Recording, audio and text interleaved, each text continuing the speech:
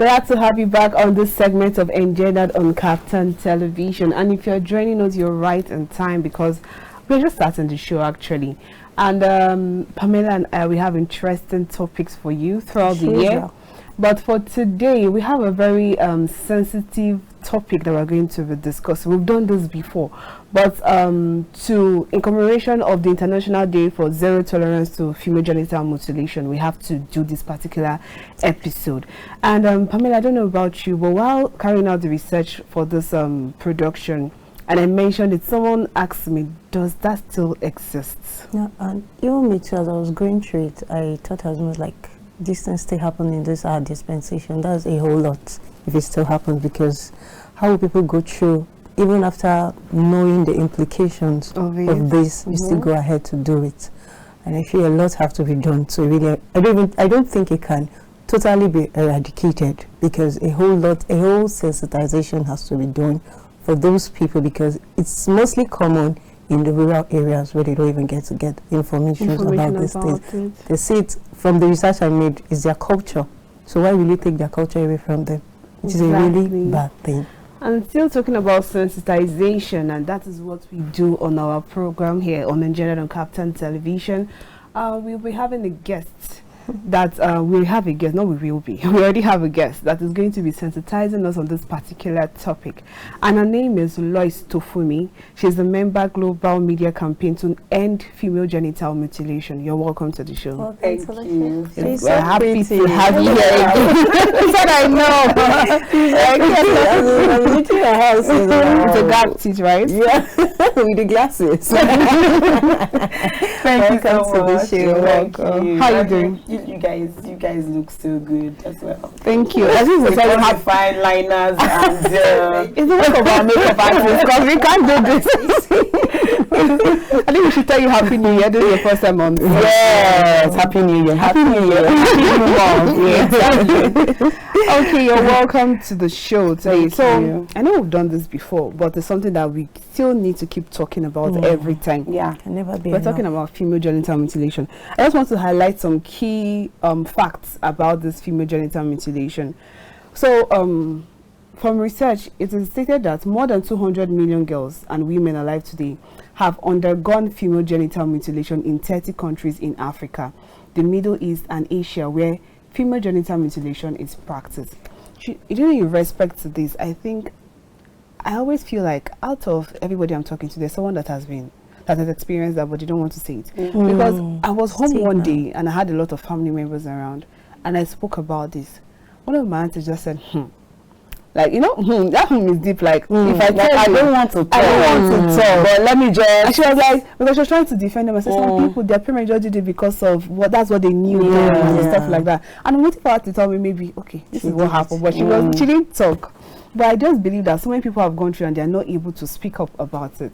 Then female genital mutilation is mostly carried out on young girls between infancy and age 15. Female genital mutilation is a violation of the human rights of girls and women.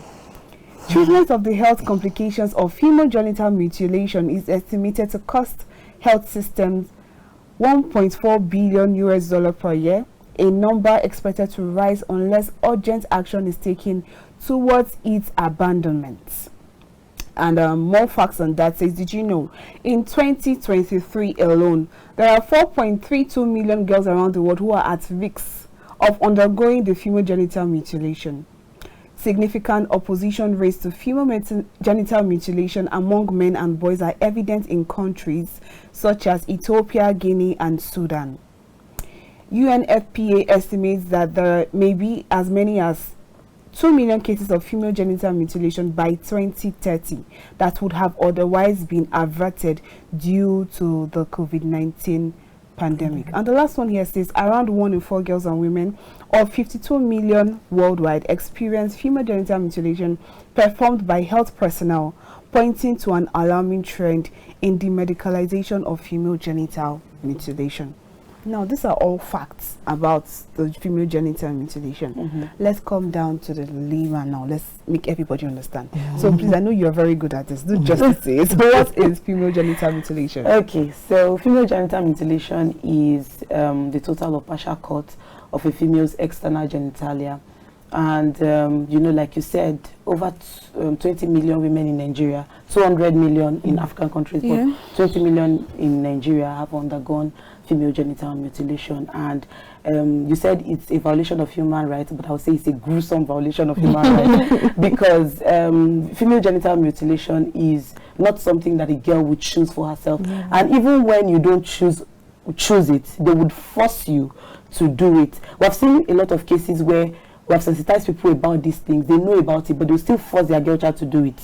They'll say if they don't do it, they will not be accepted in the environment. If they don't do it, they are not members of that culture and stuff. So they must pass on the culture. And you see their grandmothers and their mothers telling them that, you see this your daughter that you're going to give birth to, you must do it to her. Even though it's you're going to be in whatever century that is coming, you must do it to her.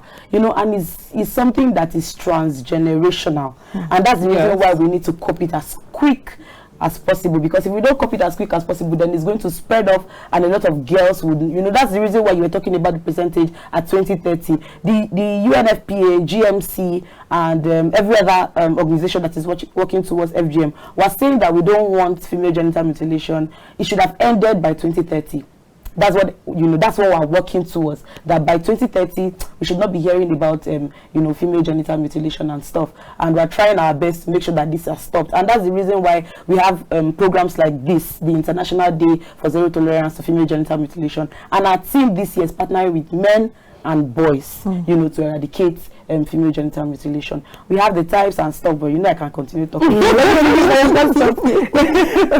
You said something that this is generational, and this, despite them knowing this, because I have a report here by WHO that shows that women who have the FGM, that's the female genital mutilation, are significantly more likely to experience difficulties during childbirth, and their babies are more likely to die as a result of the practice. Despite them knowing this, why did they still carry out this act? There are a lot of reasons to female genital mutilation. In fact, maternal mortality rate is 550 per 100,000 live births. So you can see that 550 die per 100,000 live births. So it's a lot of cases, you know, that needs to stop. Upon that, we still see these things. And when you ask them, why do you do this? They'll tell you cultural reasons, that if they don't cut it, the clitoris will grow and become the male's penile shaft. You know, that's like the male external genitalia. You know, they'll tell you, if you are not cut, nobody will marry you. They'll tell you, if you are not cut, you know, that means you were not, that means you're not a virgin. Because they believe that if you are caught, then that's like a sign. That's like welcoming you into womanhood.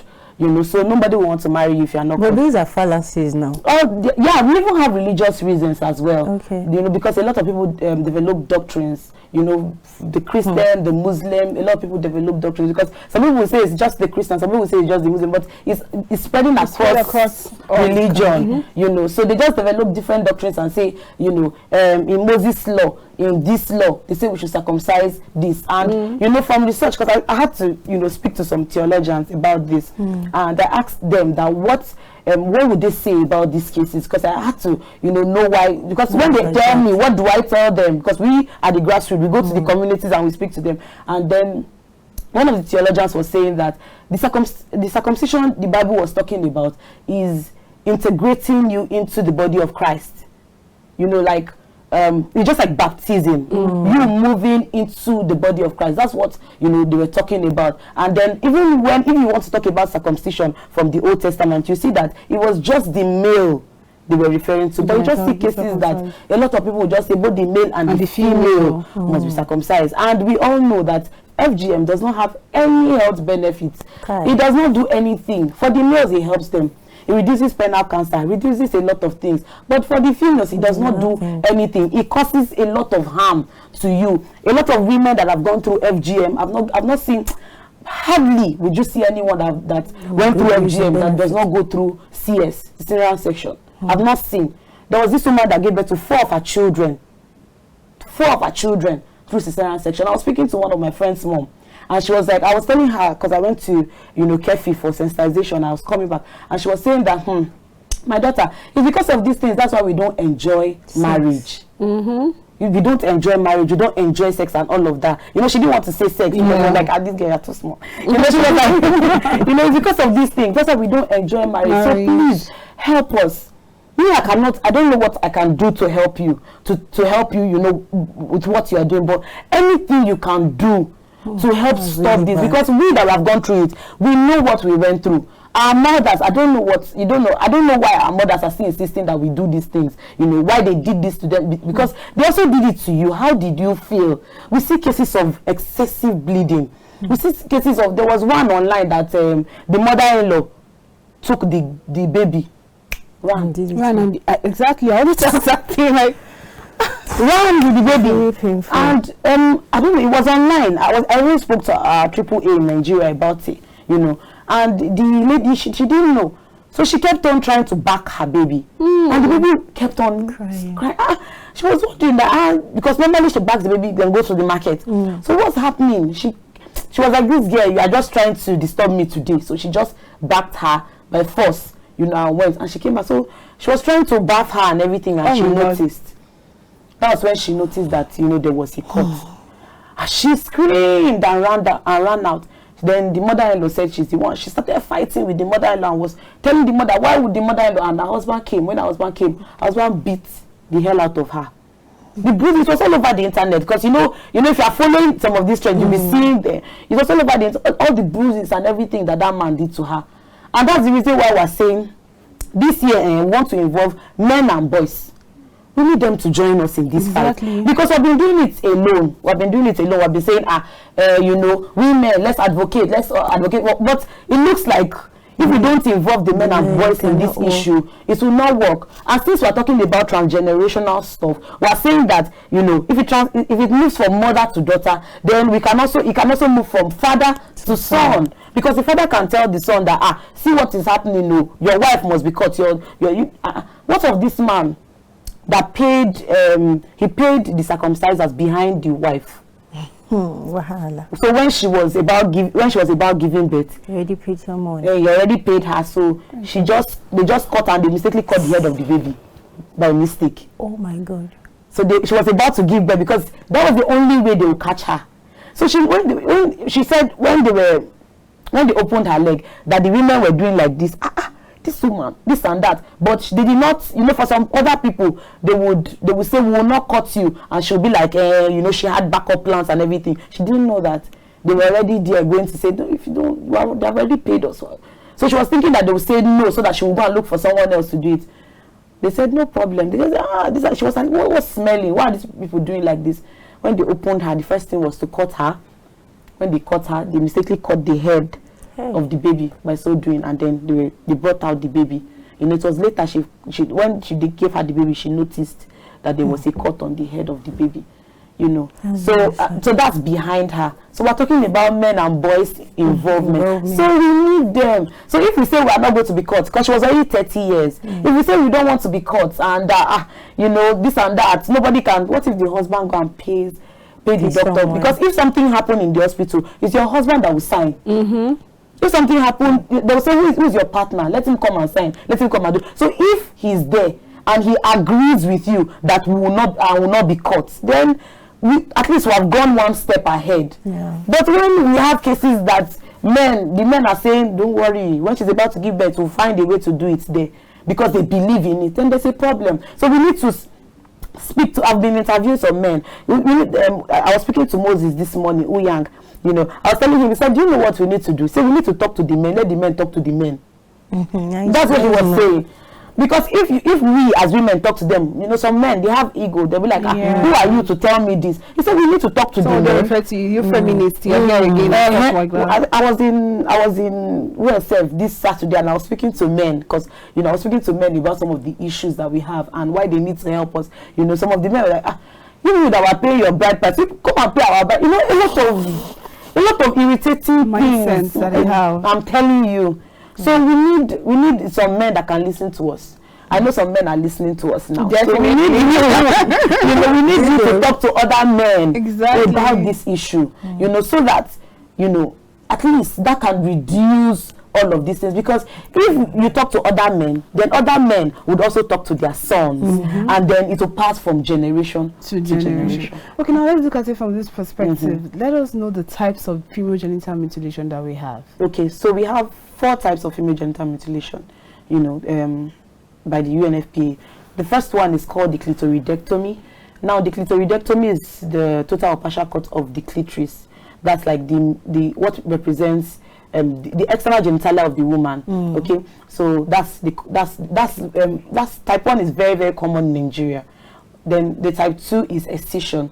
That's the total or partial cut of the clitoris and the labia minora. There's a tissue inside, you know, just beside the clitoris, so they cut that part out. That's the excision. Then we have infibulation, which is the organ of them all. That's what I call it. Some people, they cut the clitoris and the labia minora before they do it. It's the sealing up of, you know, the external genitalia itself. They just sew it down to cover it. And for some women, because they don't know how to do it properly, they sew it down and just leave a spot for urination and not a spot for menstruation. Oh wow! So menstruation is, the blood is retained inside, causing another health issue. The womb and causing health issues. So that is another one. Then we have the type 4. The type 4 is other different types. Pricking. There's this one they are doing now. They just prick the top and they use whether Vaseline. They use this. I don't know how they massage it and bring the clitoris down. There are a lot of things they do these days. I don't even understand it. So that's what they do. Then some people insert herbs inside the vagina. Then there's this one I heard, they insert tongues inside the vagina to help the healing process. You know, so they do that in some other countries, but the type that is popular in Nigeria is type 1 and type 2. That's just the clitoris and the labia minora. But I know a place in Nasarawa where they still do the, you know, infibulation, where they sew down the vaginal orifice. So it's a major issue, and Nigerians, we're talking about domestic violence is there. We're talking about other ones, but this one is killing our girls as fast as possible. It's killing our women, because in giving birth, a lot of women lose their lives. Yeah. Exactly. So it's a major issue. So a lot of women lose their lives and all of that. So it is very, very important that we keep speaking about this in communities. Even people come from abroad to come and do female genital mutilation in Nigeria. What do you say about people that, because I've heard this particular reason, some people say they use it to reduce the sexual urge of a woman. Yeah. How true is that? It's actually very true. Okay. Because once you cut out the clitoris, you know, that's like what represents the penile shaft in woman. That's like your external genitalia that represents all the emotions and everything, you know. So once you cut out the clitoris, then that's like you have cut out. It's just like, say, when you cut out the clitoris, it's just like cutting the hand of somebody, the right hand or left hand that the person is using the more. So that's just what it is. So it helps to reduce sexual urge. So you are somebody to please another person. So you are like a slave. Exactly. You don't tend to enjoy sex. You don't enjoy it just for him to enjoy. So you are just there so that he can enjoy sex. That's just what it is. Because I think I've spoken with somebody before that shared that she was actually a victim, and she shared that she doesn't enjoy sex. No. She doesn't understand the way when people talk about it, or she read on the internet about how it feels, and all the rest. She doesn't understand what that is. She has no idea what it is, and she was scared for marriage. And do you know the funniest part of this? I've heard of cases where they will continue to have sex and have sex. It now starts prostitution for them, because they are looking for that satisfaction. So when they cannot get the satisfaction, they will now continue to do it and do it and do it, and from there HIV comes in, AIDS, and you see this thing, they will not stop when they know, because that's one thing that I've heard of recent that is trending, that when you have HIV or AIDS, you say when you have HIV, you say it's just HIV, there are drugs, you know, so you keep transferring it from person to person. So they don't get satisfaction. So they now. So would you now say that FGM has stopped her from being promiscuous, or would you say that has increased promiscuity? And then, how will someone know that this FGM was being carried on them? Okay, somebody has asked me this question. So a friend of mine has asked me this question too, because you know, some of us that they gave birth to us, the millennials. Let me say the millennials. Yeah. You know, some of us, some people, it has happened to them, but it didn't happen to me. It happened to a friend of mine, and she was asking me. So I used a carrot to explain. Okay. I'm like, okay, the clitoris is like a small carrot. So once it is cut out, you can see that growth is no longer there. So it is cut out. So it's not, for some people they cut completely. So that inner part is just plain. So there's no. So there's nothing inside. It's just like what do I use? It's just like a cherry fruit, and you know there's always seeds inside. So for you it's just plain. You just have the labia minora covering. So there's nothing inside. But for some people they have just a little bit of it, you know. But some people they don't have at all. They scraped everything out.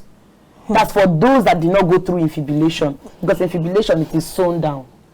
So I would say that for people that have been caught, it is important that you go for therapy. You go online, read what is going on, what do I do, so that when you know, yeah, for those that are not married yet, so that when you are married, you know what to do, you know how to go about it.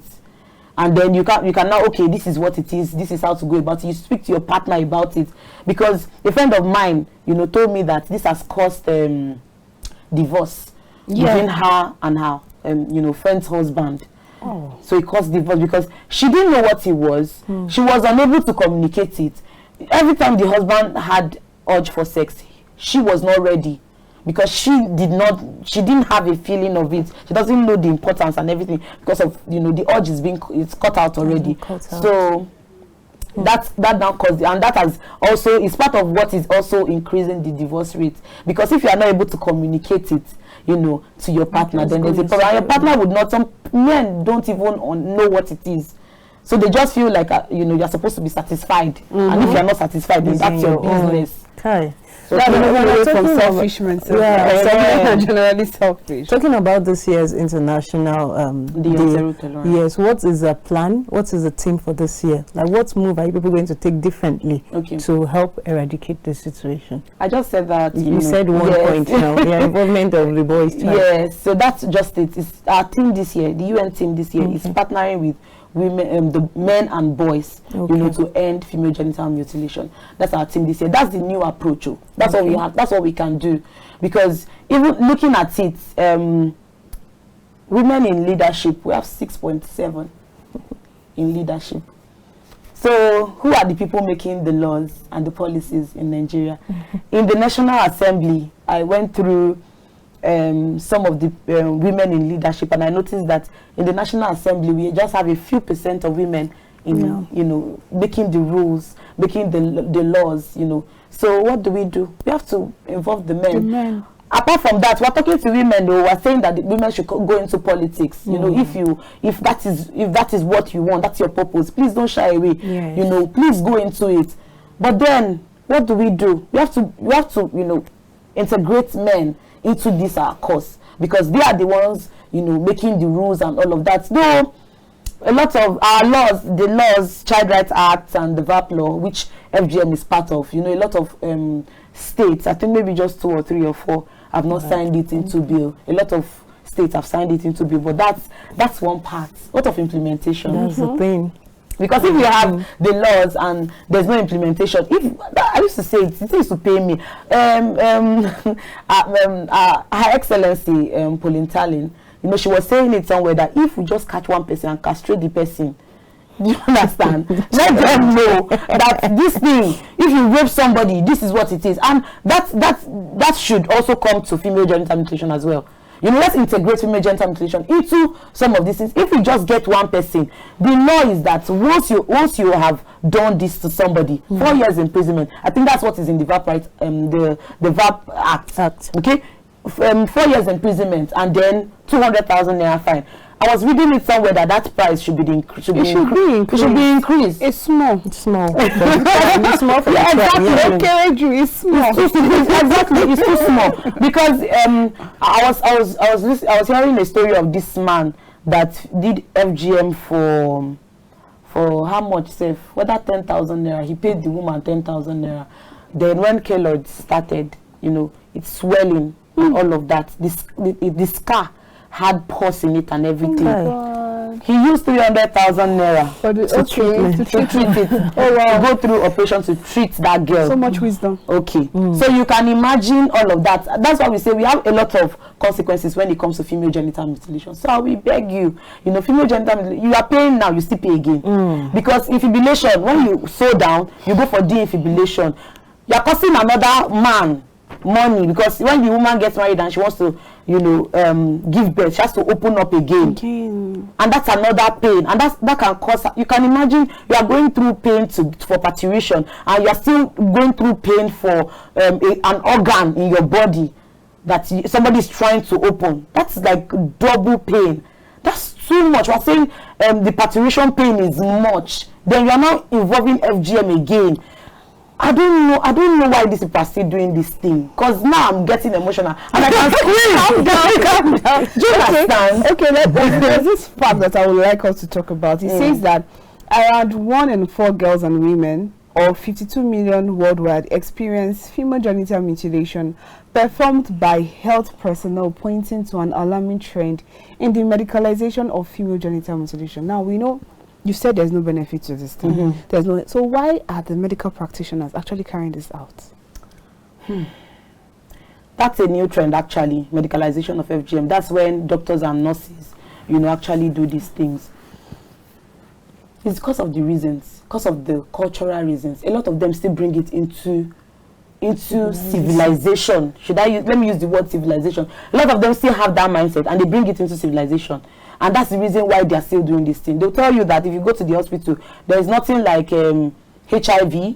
The tools are sterilized. Diclofenac will be given to reduce the pain and all of that. So come to the hospital. Let's do it for you at the hospital. Because they say, because that's what they say. They say traditional, the people doing it traditionally, you know, they don't have the right expertise.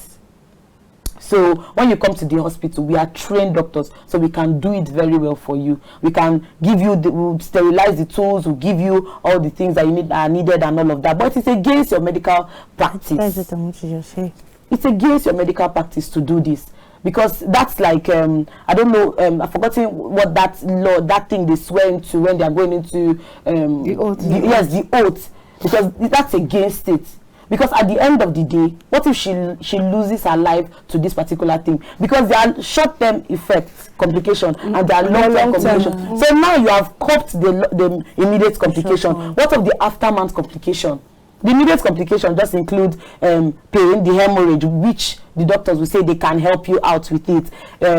The cutting and all of that, they'll tell you they can help you out with it, and all of that. But then there's still urine retention. They cannot help them out with that one, immediate complication. Okay, but after all of that you have done, then the aftermath complication, PTSD. If the woman is divorced, what else is remained? You know, she will start, a lot of things goes on in her head, depression and all of that. That's psychological effect. That's long-term effect. We have childbirth complication. So how do you address that? How do you say, okay, the doctors will address that? Because I've already cut out the organ. Then we have other ones, menstrual problem, urinary problem. So so you want her to continue to live in the hospital? Because we see a lot of women that goes in and out of the hospital because of FGM, bleeding that never stops. So even if it stops, then there are droplets, hormonal imbalance here and there, all caused by, you know, miscarriages. A woman told me about it. You know, I was just chit-chatting with her, and she was like, "What do you do?" And I explained. I said, "Oh, you know, this is what I do." And she was telling me, she was like, "Oh, that's what you do. Oh, you were not caught." And I was like, "No, I was not caught." She was not like, "Oh, okay," that she thought it was, you know, it was something that they do. And I now explained to her what FGM, the immediate, and she was like, "Oh, that's been the cause of miscarriages and everything."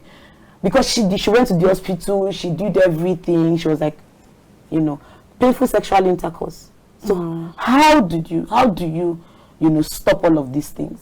All of these things are still there. So you have just coped the immediate effect, but the long-term effect is there. It's really sad that the medical practitioners are also involved in this sad trend. It's really sad. As she's talking about, I'm trying to picture something, and I can't even put because understanding that because of a particular belief when I was growing up, for my mother or for my grandmother. That is why I have to suffer for my rest of your life. Like every day, like you literally be swearing for your family. Like this should never have happened. It's so painful that people have to actually undergo this particular act. But at this point, I think we have to go on a break now. Okay. All right, viewers, we'll be going on a short break, and when we return, Engendered continues. We'll be right back.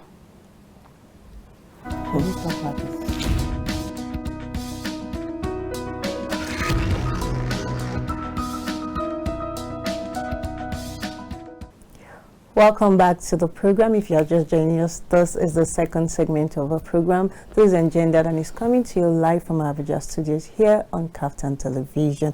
And before we went on that short break, we've been discussing the International Day for Zero Tolerance for Female Genital Mutilation.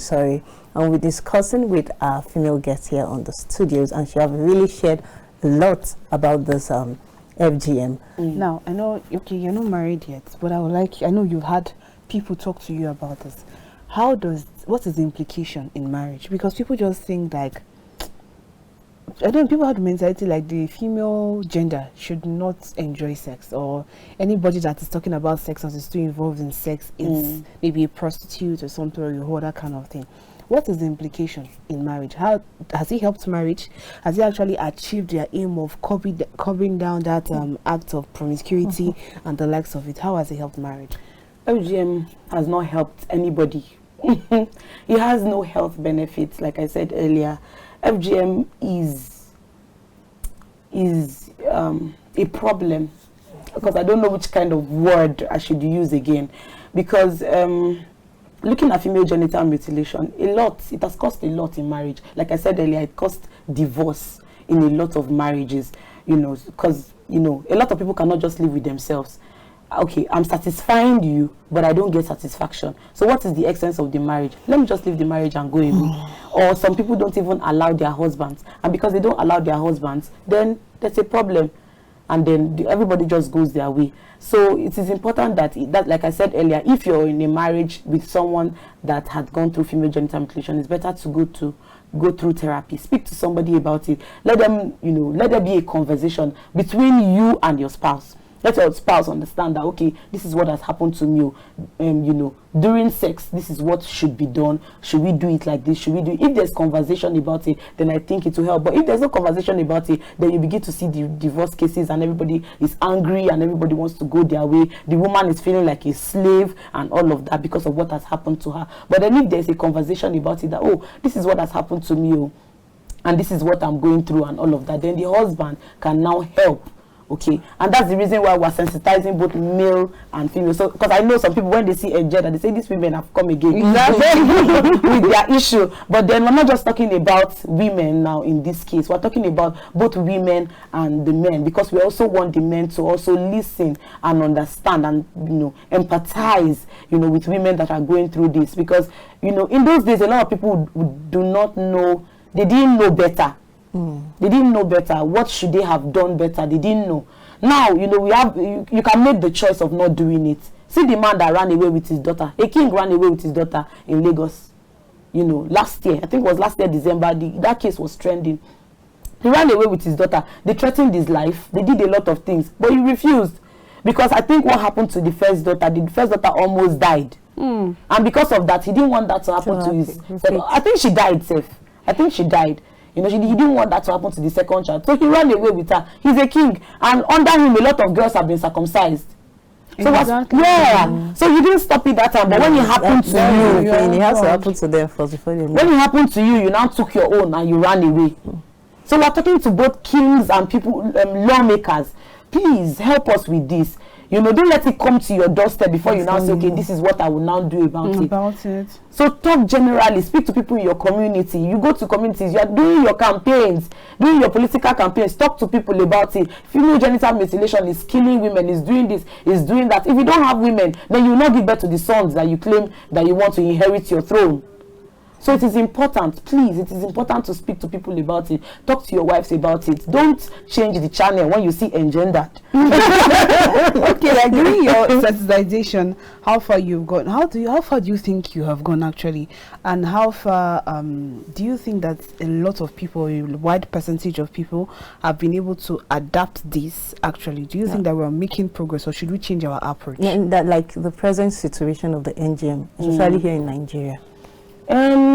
With me, I think I've made some, progress, but we still have a lot of people that we still need to reach out to. Because I go to communities, I do media. Okay, last year I think towards the first part of the year, I had 50 million people, reached through media. Then towards the end, I had 40 million reached through media. Okay, so but some people knew about it already, but then we want them to also go to the grassroots. If you know about it, you can also go to the grassroots. When you travel for Christmas, when you go for something in the village and you hear about these things, it's important that you talk to people about it. You don't just leave it for people like us in the media to talk about it.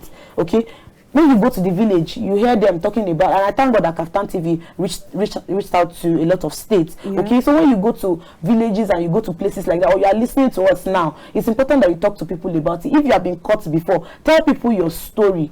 Okay, this is what I was not caught, but so I met someone that it really affected. And that's the reason why I took up the course. And I'm like, you know what?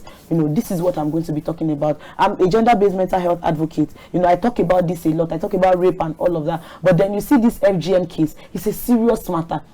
It kills faster than anything. It's just like a time bomb.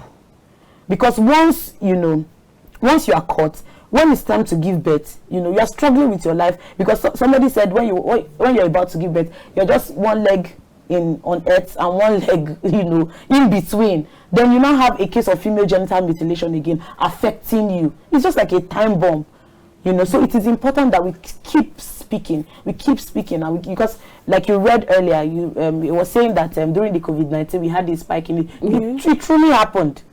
We had sensitized a lot of people thinking that we are doing this, and that period when everybody had to stay indoors. Hey, a lot of things happened. A lot of people use that opportunity to keep their girls in, because now there are times when we advocate during Christmas when schools are on break, because if you go to school with that kind of thing, your teacher will ask you what happened to you, and then the government can hear about it. So they use break periods, Christmas, New Year, the long vac in April, that's the summer, I think, in April and all of that. That's the time they use to do these things. So we keep advocating during those periods. And you can see during the COVID-19 period, a lot of children were at home. So because of that, they use that advantage. Because you would have healed up before going to school. Exactly. And a lot of people will not know about it. But then what of the case of the girl that healed up and peeled the cap and blood, and she died on the spot. So it's a time bomb. FGM is, FGM kills. FGM killed FATN. FGM kills. So please, it's important that, we keep talking to this, we spread the news. This is just what we can do. We're talking about it here. Yeah. But then please, you're at home, you travel to the village, you see girls around. Please, men and boys, get involved. Help us. Good. Like you said, it's really, really a time bomb, like you said. And now, from what you've said, this is not a one-man thing. No. It's not something a one man can do. I want you to spell out the roles of the government, the roles of the society, the roles of also the community leaders. What exactly? Just spell it out. Because I know, you've been saying it in between. When I want you to spell it out, so people out there can actually know where they can fit in to help stop this. So I would say that it's not just, I would not just, talk about it as the government, but I would say it is our responsibility.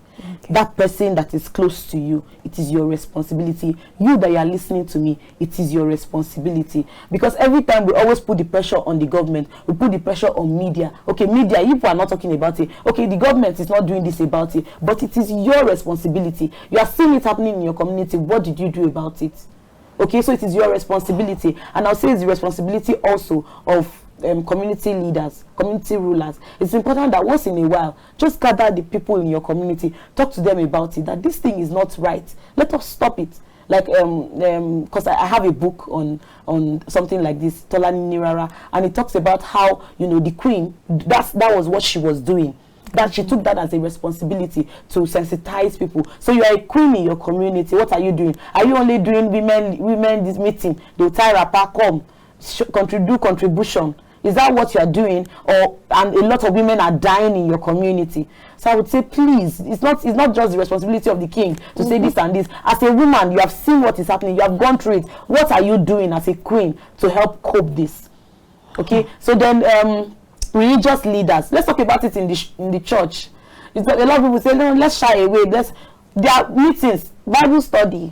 Let's talk about it. You know, let's talk about these doctrines. There's some doctrines that are not acceptable. Let's talk about it, because this is not written, this is not handwritten in the Bible that this is what it is. They're just doctrines that are developed by men. Standards, uncalled for standards that are developed by men. So it is important that we talk about it with the men, because I know pastors, you know, when you talk about these things with the men in your church, they're able to speak to their women, they're able to speak to other people. So men, please, pastors, talk about this to the men in your church, because if you have women in the church, maybe some pastors are shying away from talking about it with women. But if you have men in the church, men leaders in the church, because I know in church they have men leaders, they have women leaders. Men leaders in the church, you can talk to other men about this and tell them female genital mutilation is still an issue. See, let me tell you, people are hiding to do this thing. Yes. Don't say, like when we started, you said somebody said, are they still doing this thing? Don't say this person is not doing it. That person is sitting close to you. Maybe planning. Even they're sitting to do it to their church. Yeah, yeah. Exactly. They're planning to do this to their child.